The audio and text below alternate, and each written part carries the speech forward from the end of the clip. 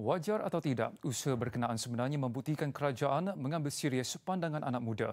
Untuk itu, subjek politik dan kefahaman mengenai perjalanan demokrasi perlu didedahkan seawal mungkin kepada pelajar sekolah.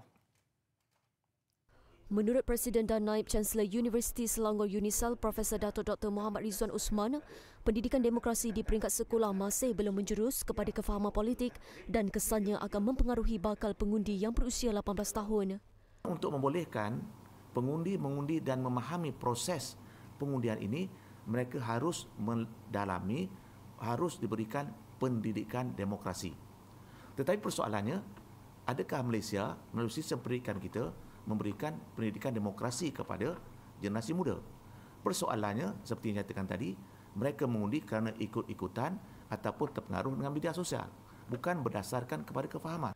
Apapun menurunkan had umur mengundi kepada 18 tahun adalah satu langkah yang berani. Subjek dan kurikulum yang berkaitan dengan pendidikan politik dalam sistem pendidikan perlu diperkenalkan terlebih dahulu. Ia penting agar pilihan yang dibuat kelak ketika pilihan raya tidak berdasarkan emosi semata-mata.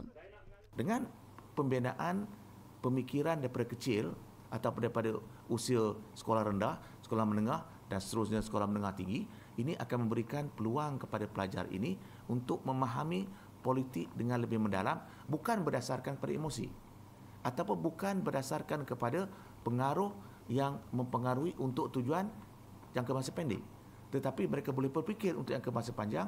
Kita dapat mendedahkan tentang politik kepada mereka yang lebih muda, contohnya berumur 18 tahun. So mereka dapat belajar tentang apa itu kewajipan sebagai seorang warga negara. Pelajar zaman sekarang, diorang kurang pendedahan tentang isu-isu semasa. Even diorang belajar kat sekolah pun tentang tokoh-tokoh macam pengajaran politik tu kurang ada di sekolah.